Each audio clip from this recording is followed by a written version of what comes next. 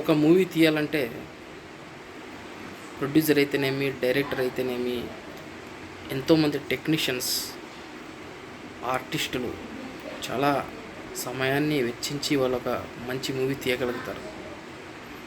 అయితే సినిమా మార్కెట్లోకి వచ్చిన వెంటనే, థియేటర్లోకి వచ్చిన వెంటనే రివ్యూవర్స్ తమ వ్యూస్ కోసం అయితేనేమి, వాళ్ళ లాభాలు ఆర్జించడానికైతేనేమి ఆ సినిమా బాగాలేదని ప్రచారం చేస్తూ కనీసం వాళ్ళు పెట్టిన ఇన్వెస్ట్మెంట్ కూడా రాకుండా అడ్డుకుంటున్నారు.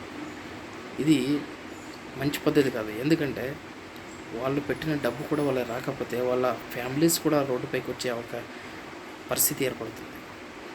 రీసెంట్గా సోహెల్ అనే ఒక హీరో బిగ్ బాస్ నుంచి వచ్చి, బిగ్ బాస్ ఫేమ్ అతను బిగ్ బాస్ నుంచి వచ్చి ఒక సినిమా తీయాలనే తపనతో తాను సంపాదించుకున్న డబ్బునంతా 5 కోట్ల వరకు మూవీ పైన పెట్టి ఎన్నో అప్పులు చేసి బుట్కట్ బాలరాజ్ అనే ఒక మూవీ తీస్తే వాడు పూల చొక్క రివ్యూవర్, వాడంత పనికి మాలిన వాడు లేడు.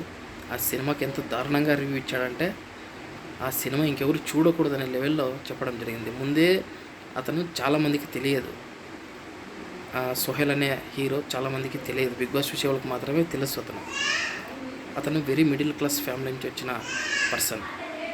ఆ పర్సన్ సినిమా తీయాలని ఒక యాస్పిరేషన్తో సినిమా ఇండస్ట్రీకి వచ్చి చిన్న చిన్న సీరియల్స్లో పనిచేసుకుని ఒక సినిమా తీస్తే బుట్కట్ బాలరాజ్ అని తన సొంత ప్రొడక్షన్తో ఆ మూవీ సరిగా లేదని 0.45 టమాటోస్ రివ్యూస్ ఇస్తున్నానని చెప్పి సినిమా పైన పూర్తిగా నెగిటివిటీ క్రియేట్ చేయడం జరిగింది.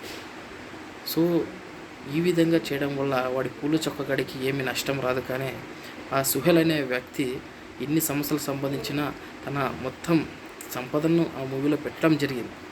ఆ డబ్బంతా అతన్ని కోల్పోయి అతని జీవితం రోడ్డు మీదకి వస్తే వీడు పూల చొక్క నవీన్ గడ్ ఏమైనా ఇస్తాడు ఆ డబ్బులు వాళ్ళకి. అందుకే నేను చెప్తా ఉన్నాను, రివ్యూవర్స్ పాజిటివ్గా మీరు రివ్యూ చెప్పకపోయినా పర్వాలేదు, కనీసం ఒకసారి చూడాలని చెప్పండి.